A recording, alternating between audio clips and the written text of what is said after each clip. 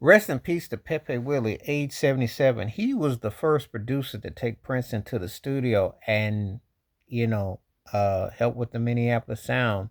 When I will go back 40 years ago, back when Prince was at his peak of his powers, commercial success, and this Purple Dove record called Minneapolis Genius just emerged. I remember buying it on vinyl and the tape, and it was like, wow, this was unearthed.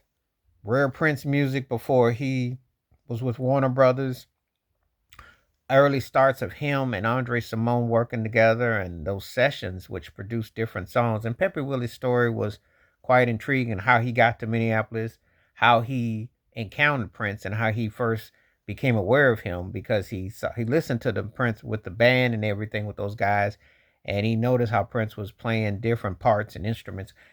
He talked about how Prince would have like three songs going on at once. It's an interesting story because if you listen to Computer Blue, for instance, from the Purple Rain soundtrack, that sounds like multiple songs. That's something that Prince was notorious for doing. He would do that live and hybrid songs and parts and changes, as opposed to just keeping everything linear all the time. Would tend to like give you samples and glimpses into what he was doing. So Pepe really said he just wanted to show him structure and technique. Anyway, I remember buying that tape and reading different stories. Um, One of the songs that circulated from their sessions, there was quite a few songs. "Do Me Baby," which was originally on that, which Andre Simone wrote, but Prince took it for his Controversy album, and then also "Do Yourself a Favor," which was a Pepe Willie original that Jesse Johnson, Prince, all of them were involved in. Prince had an unreleased version of it that I think was featured on one of those reissue albums, but Jesse Johnson had it on the Shockadelica album. Remember very well. But they all had to go through Pepe Willie. Morris Day did all kinds of stuff. And I used to watch his interviews and he would talk about the process, and Prince and him had a very, well, it was a one-sided situation. Prince was almost ghosting him.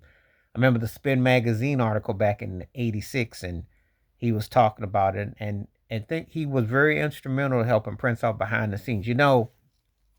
A lot of these people that you don't even think about when it comes to the paperwork and the politics and the hustle, you'd be surprised. Because before Owen Hussey got involved, who was Prince's first manager, Pepe Willie was there. Pepe Willie was helping Prince out a lot, you know, gear, studio time, etc., etc. So it's these unsungs that you don't. And he had books out.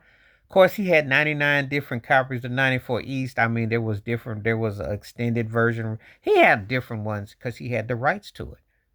And it's just like a book author. As long as you got the rights, you can republish it. People don't have to like it. I'm sure Prince didn't. He probably tried to downplay it. Prince got into his mind as an artist and a musician that was beneath him because that's when he was a kid, and he probably looked down and frowned upon it.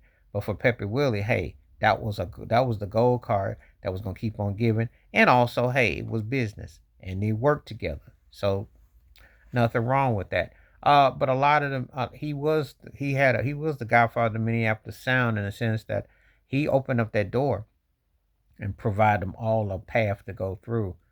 And I used to see him on Facebook and different places. And anytime he did interviews or converse about something, he was definitely worth someone that you'd want to listen to his stories and how he came through the industry and how things were and what he saw and what have you. So the politics of Inside Out and commentary is real. So rest in peace to Pepe Willie. He was age 77. He will definitely be missed. And thoughts and prayers go out to his family, friends, and the music community and the ones that knew him. All right, I'm out one time. Peace.